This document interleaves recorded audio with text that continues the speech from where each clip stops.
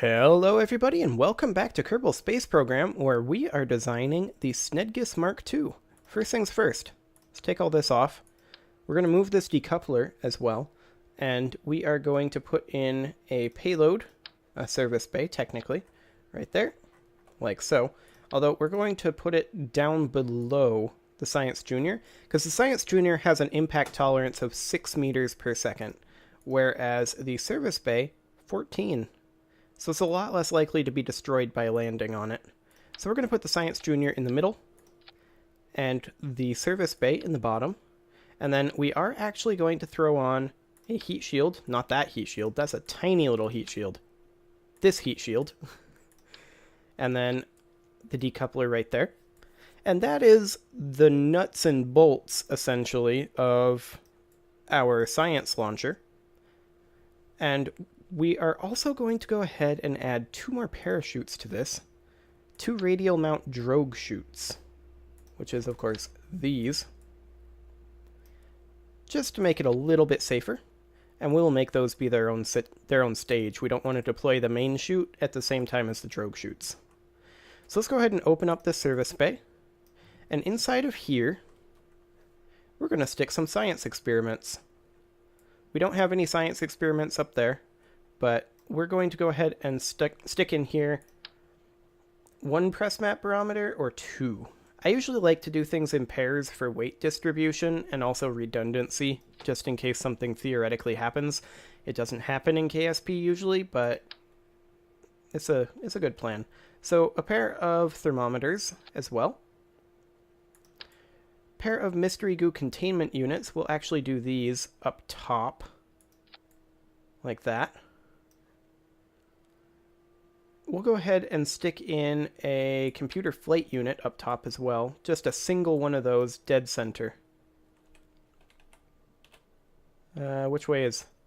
I think this is the correct way. Nope, that's not the correct way. Where are you?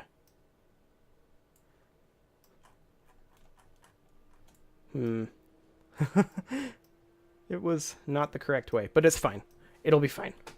Okay, what else do we need here? An experimental storage unit. We're going to move this parachute, stick this right up at the top where it's nice and safe, and then move the drogue chutes back down to stage 1. There we go.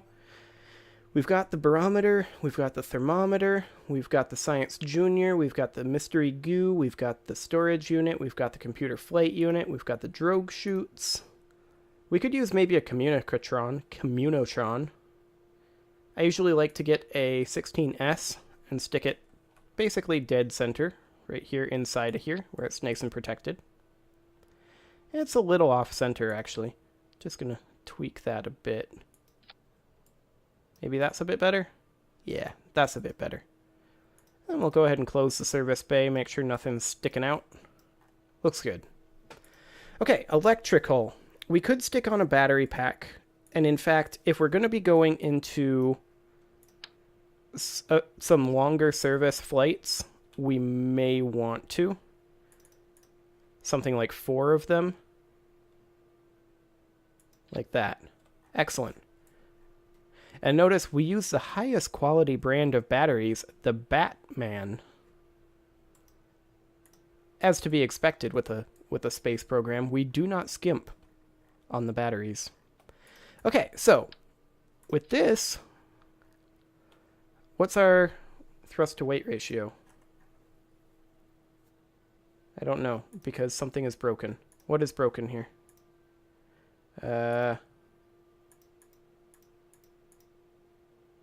No, seriously. What? Oh, we have too many parts. Okay. That's all it is. So we can drop off of some of these parts because I believe... Actually, we can't. The answer is we can't. We'll have to drop off one of our T800s. That's 29 out of 30, so we can put on a T100. This thing is not getting into orbit. Pretty much, period. Oh, that's why our thrust to weight isn't showing up. There we go. So we have a very, very high thrust to weight ratio right now, but we're not going to be able to get into orbit like this just because we don't have enough fuel to get there. But we can get a bit of a flight, gather some science, and maybe grab another level of fuel tanks. We can also save this as the Snedgus Mark II. I'm going to leave this quick, though, and see if we can actually upgrade our VAB. We can, but barely. And so we shall. We could also upgrade our launch pad, but I don't think we have to quite yet. So that would allow us, let's see, 1, 2, 3, 4, 5, 6, 7, 8. That would allow us to go back to the T800, or to the dual T800s. Let's see, what's our thrust to weight? 1.76? Okay. We're not going to get quite as high in this thing, but I think we will actually try to aim for orbit. Maybe. Let's see, who do we have in this? Jeb. He doesn't have rank 1 flying yet. That's a bit unfortunate. But we'll go ahead and launch this. Oh, hey. We can get these. Okay, yeah. That can go up here. Atmospheric pressure scan. Materials study. Excellent. We'll just collect all of these. Can we have it automatically collect? Apparently not.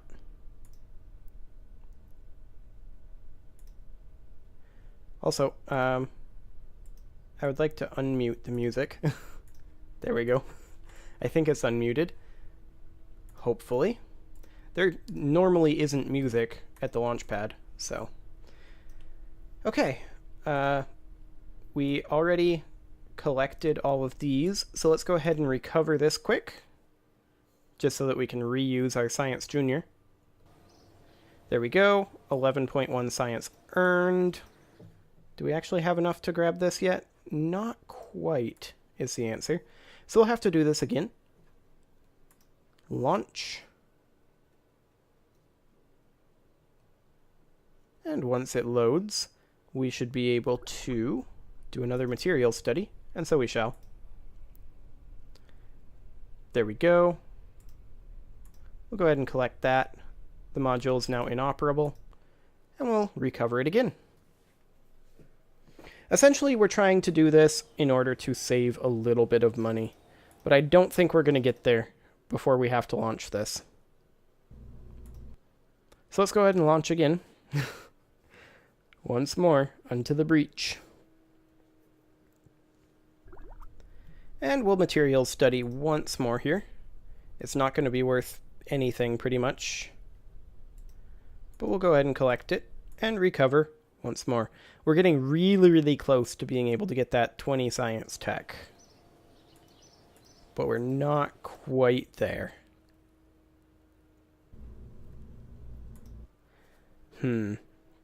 Are we going to get one more go at this? I don't know. It's going to be down to the wire. We do get one more go. We'll collect this, recover it once more.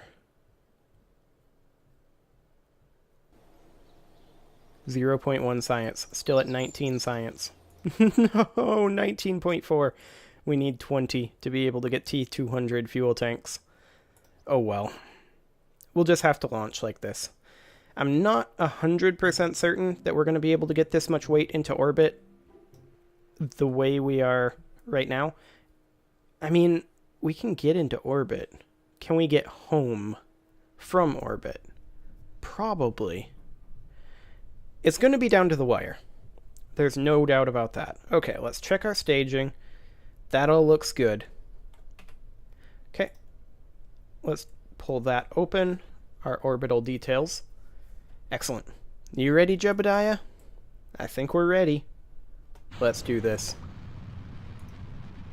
Okay. Pressure scan. Mystery goo observation. Materials study. And we'll just collect all those. Another mystery goo observation. We'll collect all those. Okay. There's all of our science done, pretty much. Well, except for our repeatable experiments. So you can see we're accelerating far, far slower. We're going to close these doors. We're going to start our gravity turn at about 200 meters per second this time. We were gravity turning too aggressively last time. We might be too conservatively this time. Hard to say. Got some pretty good wiggle there in all of our T100 fuel tanks, too. It's also hugely fuel inefficient, but that's okay. Current apoapsis of about 14K. We want to slow down this gravity turn a bit. Bring that up to maybe around 20K. We're through the thickest part of the atmo, though. Go ahead and do a temperature scan and a crew report. And we will just collect those real quick. Excellent. Temperature scan, atmospheric pressure scan. Collect those.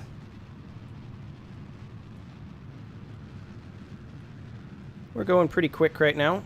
Our apoapsis is actually up over 70. We're going to target about 80, but we're also going to be going dead at the horizon right now.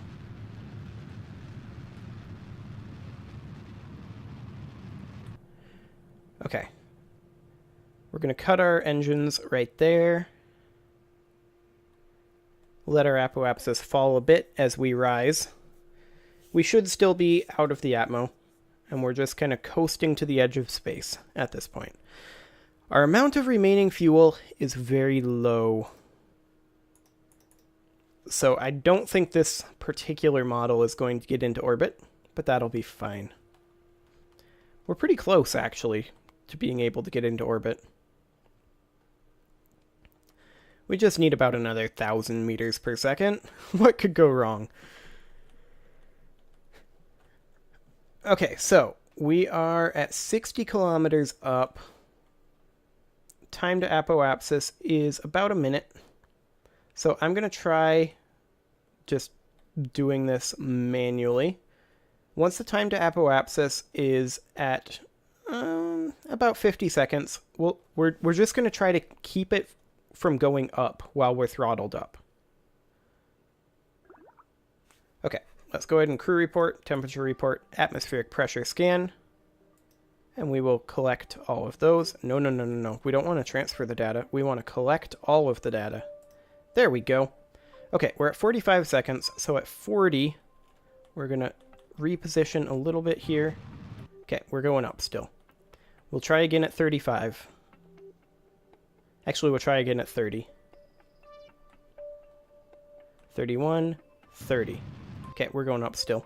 We'll try again at 25. Going up. That's fine. Try again at 20. Still going up. Try again at 15.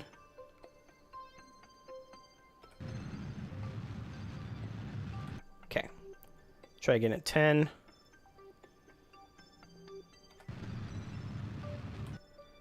Again at 5. Okay. Again at 3.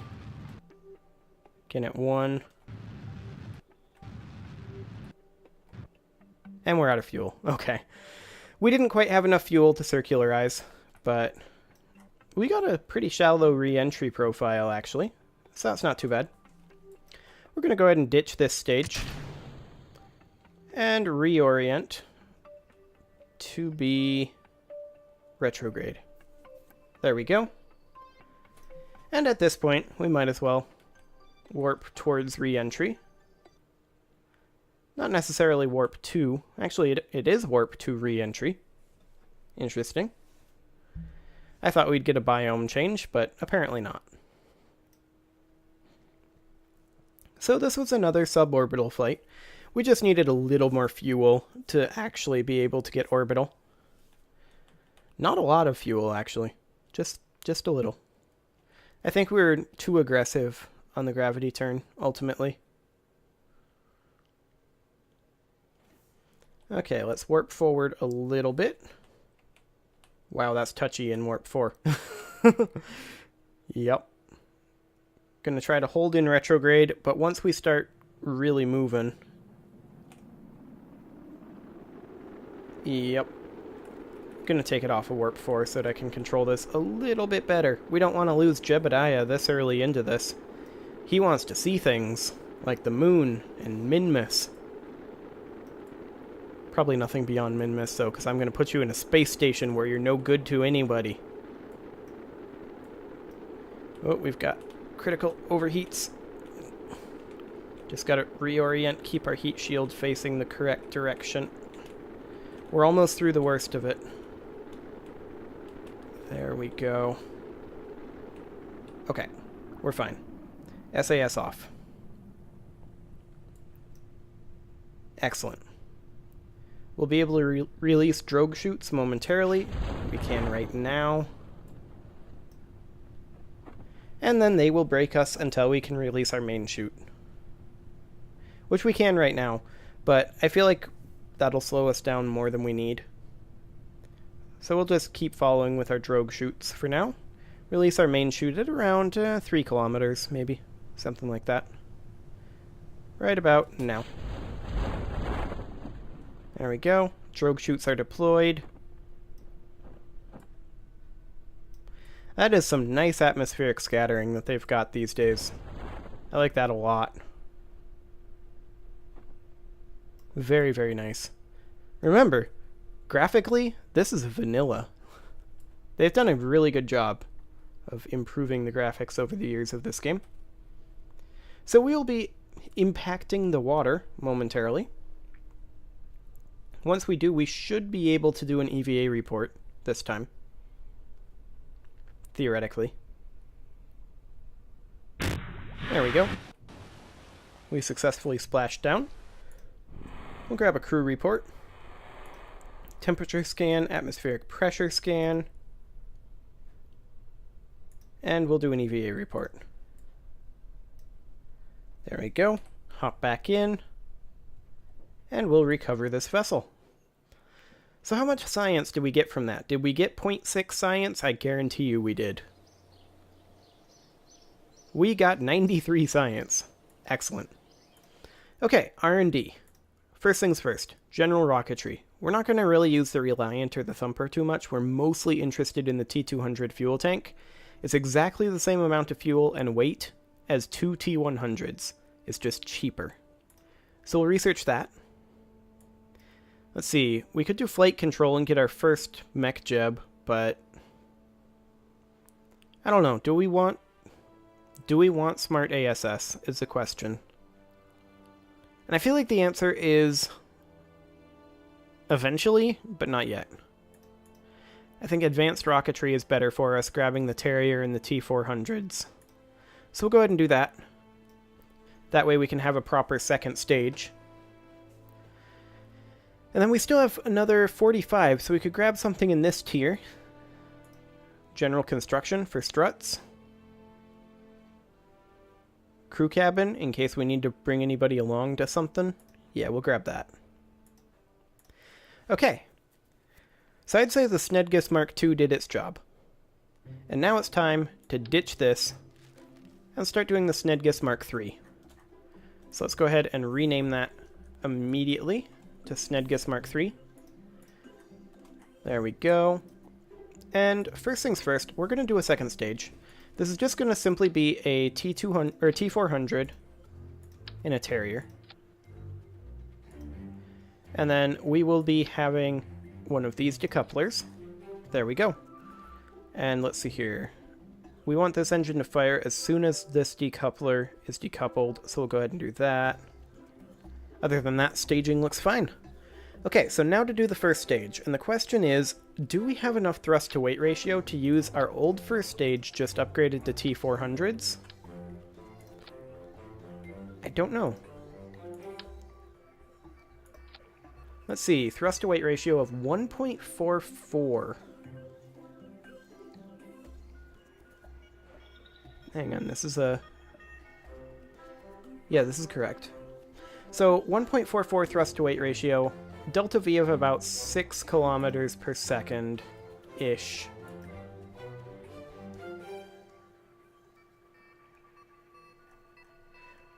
This should certainly be closer to getting us to orbit. I mean, this should definitely get us to orbit. We could basically guarantee it by adding a couple of side boosters. But I'm not sure that that's super necessary. That might be a cost overrun. Let's go ahead and save that as the Snedgis Mark III. And then let's head into mission control here. We should have a contract that we can take. None of these are particularly great. Yeah, I don't like any of those. So we'll just keep working on getting into orbit. Okay. Well, this is a bit of a short episode, but I think I'm going to go ahead and put a cut in here. And next episode, we will be launching the Snedgis Mark III into orbit. See you all then.